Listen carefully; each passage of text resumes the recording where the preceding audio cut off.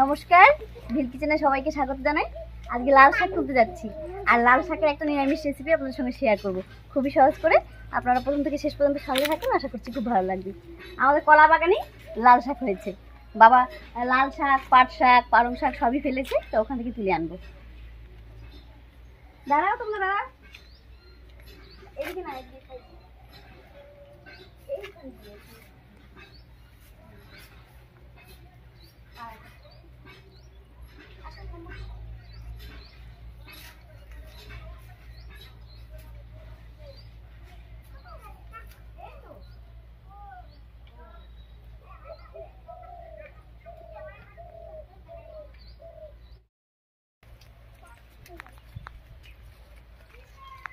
এই দেখুন কত লাল শাক হয়েছে। এখান থেকে তুলে নিচ্ছি, শুধু মাথাগুলো করে ছিঁড়বো, তাহলে বাকি যে গাছটা থাকবে তার মধ্যে আবার খুশি হবে, আর সেখান থেকে শাক খাওয়া যাবে। তুমি তুলবে মাম্মা? তুলো।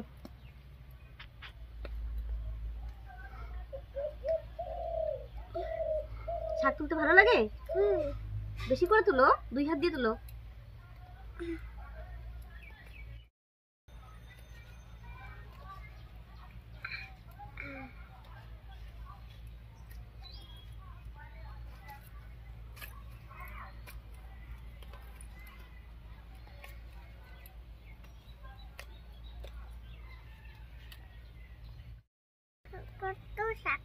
হ্যাঁ, তো তোমার ভালো লাগছে? হ্যাঁ। তোমার কলা বাগানটা ভালো লাগে? ভালো লাগে। তুমি কি শাকটা খাবে? হ্যাঁ। তোমার যে ঝাল লাগে? ঝাল লাগে। তাহলে খাবে না? না। আচ্ছা, তুমি তাহলে কি খাবে? আমি ডিম খাই শুধু। ও, তুমি ডিম খাও শুধু?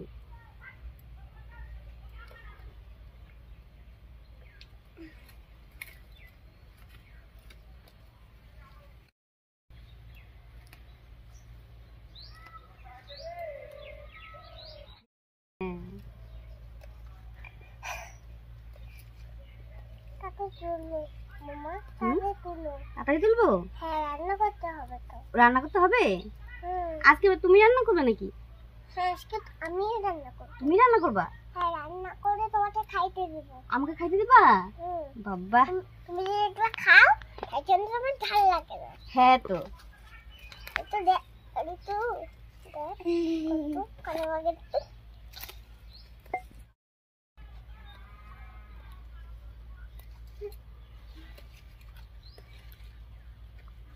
আমরা খামা কতগুলা। হ্যাঁ, এই একটু করে দেবে, কিছু হবে না, পড়লে কিছু হবে না, থাক।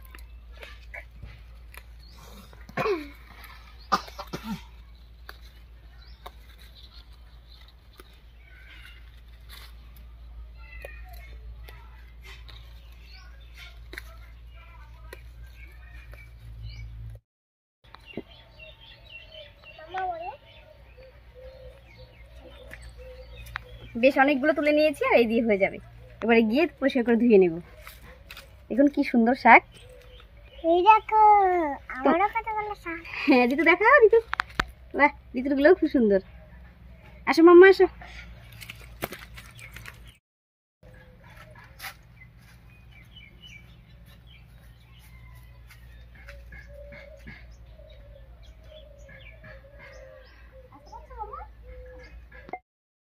শাকটা পরিষ্কার করে ধুয়ে নিয়ে এসেছি, এবারে টুকরো করে কেটে নেব।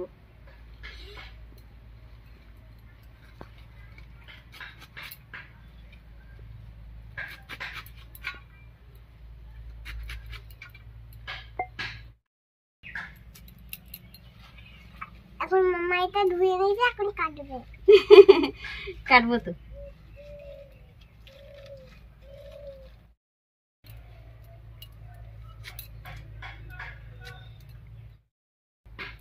শাকগুলো কেটে নিলাম, এবারে উনুনটা জ্বালিয়ে নেব।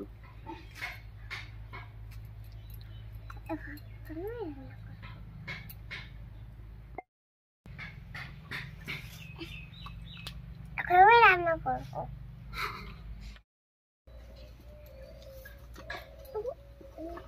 উনুন জ্বালিয়ে কড়াই বসিয়ে দিয়েছি, এবারে শুকনো খোলায় 1/2 চামচ মতো গোটা জিরা আর 1/2 চামচ রাঁধুনি ভেজে নেব।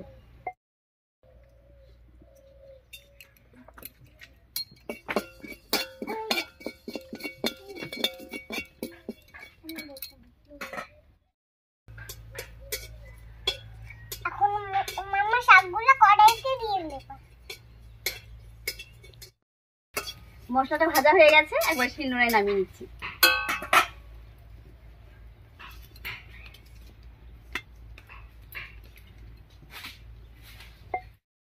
এবার কড়াইয়ে সর্ষের তেল দিয়ে কয়েকটা ডালের বড়ি ভেজে নেব।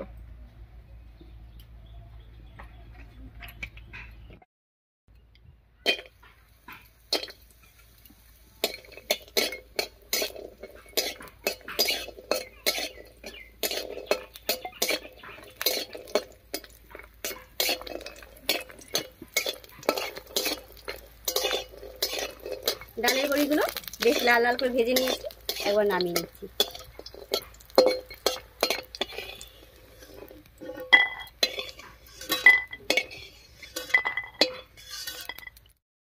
এই তেলের মধ্যে দিয়ে দিচ্ছি কেটে রাখা আলু। আর আলুটা দেখুন আমি এরকম চৌকো চৌকো একটু পাতলা পাতলা মতো করে কেটেছি।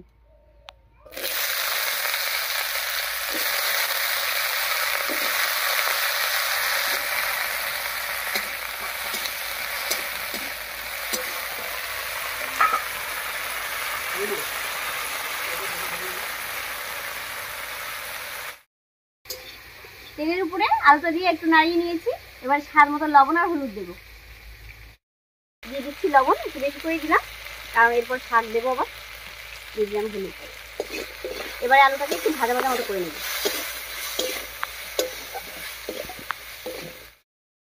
আলুটা বেশ একটু ভাজা ভাজা মতো হয়ে গেছে, এবার এর মধ্যে জল দেব।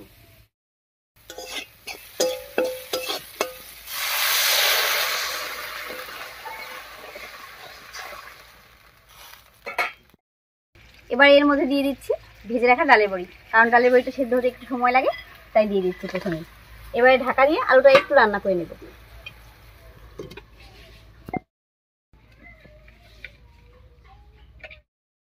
এদিকে আমি ভেজে রাখা মশলাটা গুঁড়ো করে নিচ্ছি।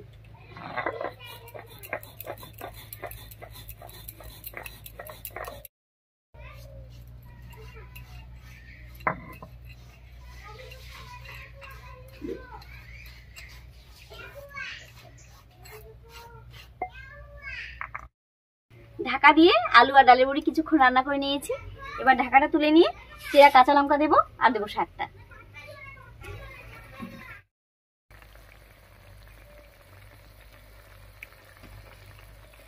একেবারে কচি শাক, টাটকা তুলে নিয়ে এলাম এখনই, তো রান্না হতে বেশি সময় লাগবে না, তাই শাকটাই শেষে দিলাম।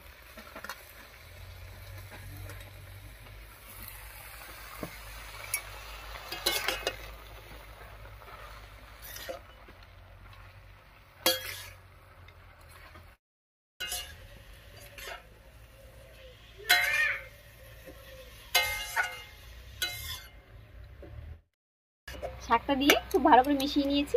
এবার 2 মিনিট ঢাকা দিয়ে রান্না করব। ঢাকা দিয়ে 2 মিনিট রান্না করে নিয়েছি।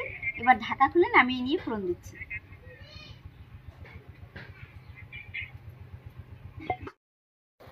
দেখুন সবকিছু কত সুন্দর সেদ্ধ হয়ে গেছে ডালের বড়িগুলো সহ।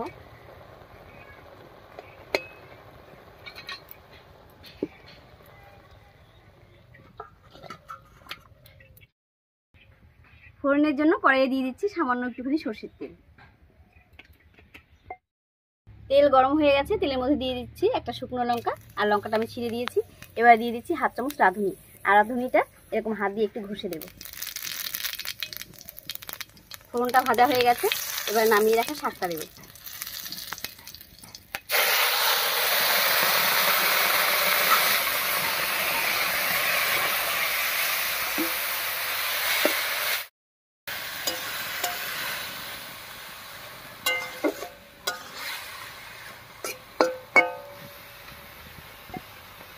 দেখুন রান্নাটা দেখতে কত সুন্দর লাগছে।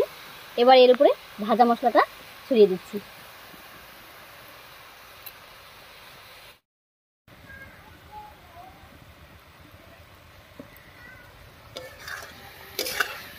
খুব ভালো করে মিশিয়ে নেব।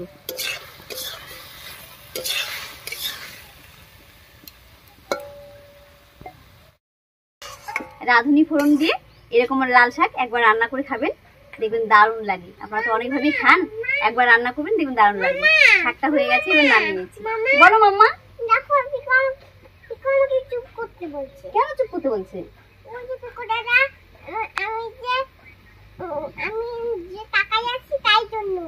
এই জন্য বলছে।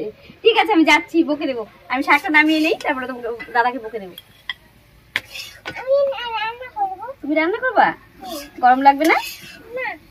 দাঁড়াও, পরে তোমাকে হাত ধরে ধরে করে দিচ্ছি।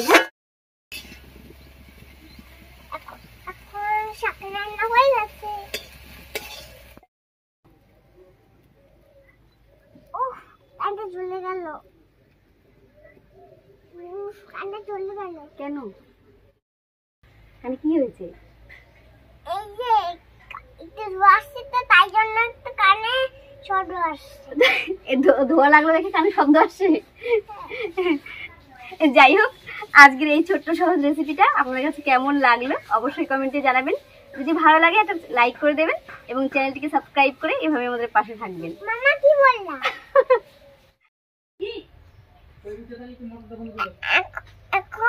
এখন মামাকে একটা লাইক আর সাবস্ক্রাইব করে দাও।